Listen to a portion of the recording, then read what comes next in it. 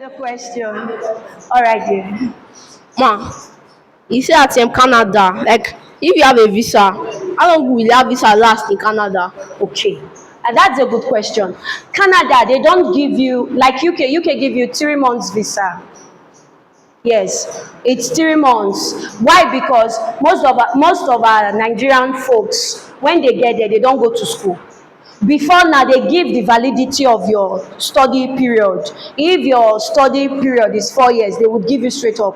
But they discover that most of our people, they don't go to school. So they give 3 months. But once you get to the school, you do your registration. There's what we call BROP, biometric resident permit, that the school would give to you. That's what will allow you stay in the UK for the period of your study.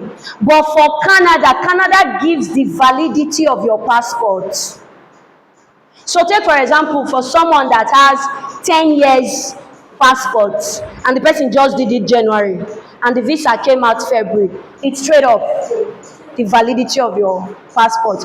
And if your passport is expiring next year, it's the duration of your passport they give to you.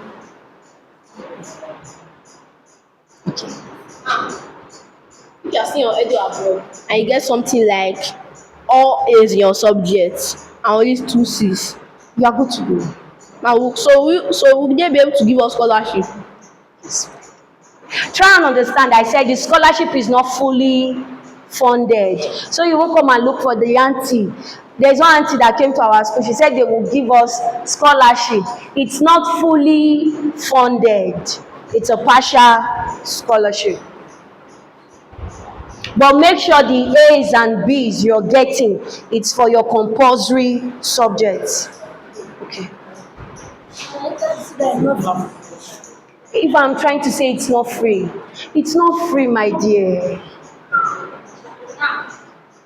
Yes. What if somebody gets something lower than what they expected?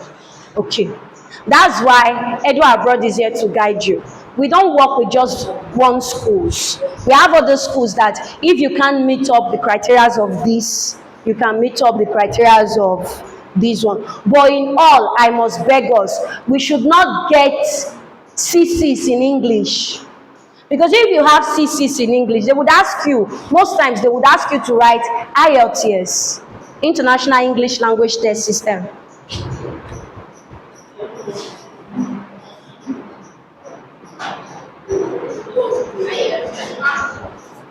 I'm coming here.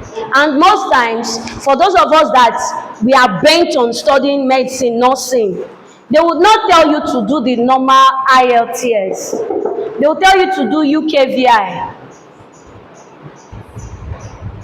And UKVI is more expensive and more tough.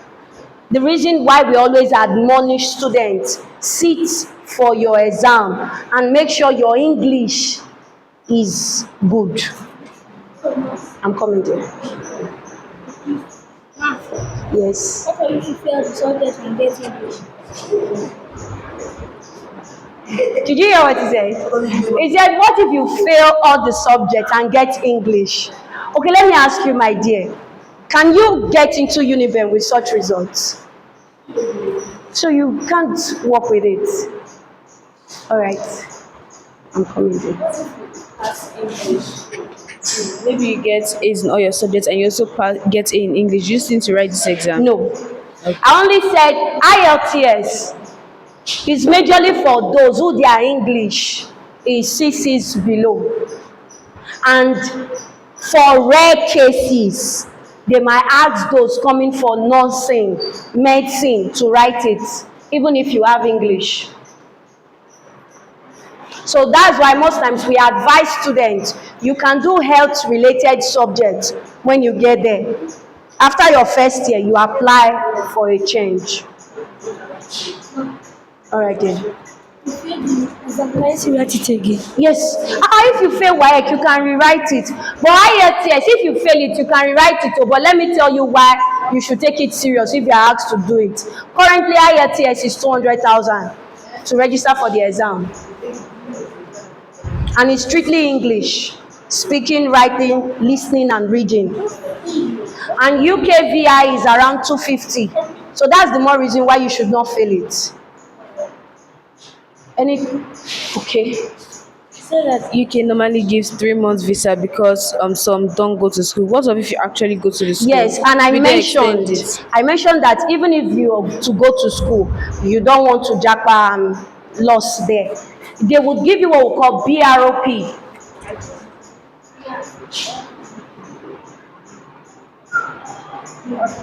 Biometric resident permit that would allow you stay for the period of your study. And one good thing about these schools is that once you are above 18, they allow you work while schooling. But you can't work full time.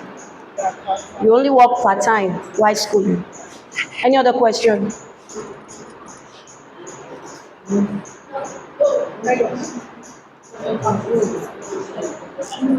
Ma? Once you're done with school, they don't send you back home. Canada would not send you back. UK would not send you back.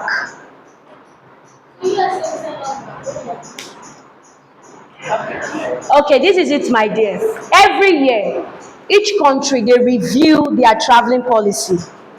Before now, UK allows that whoever is coming for a master's program can come with dependents. When we meet dependents, your husband or wife and your children, family ties, you can come with them.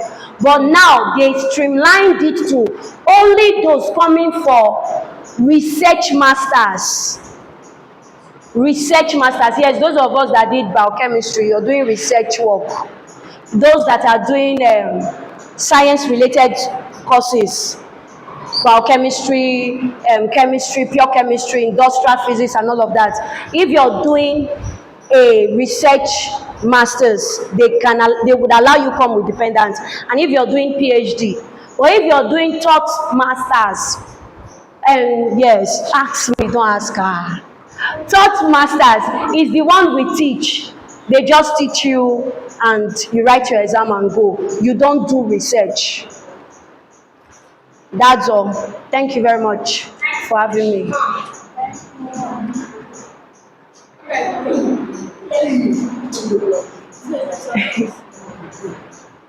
All right, the last one, because so you can go for your break too. Yeah. You said? All right, dear. You said? Okay, what's it? How long? How long is the process? Yes. Admission process takes 1 to 6 weeks.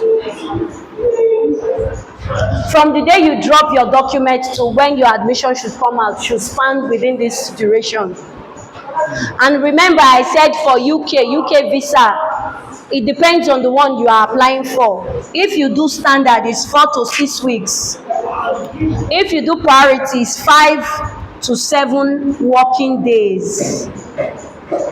If you do super priority, it's 24 to 48 hours.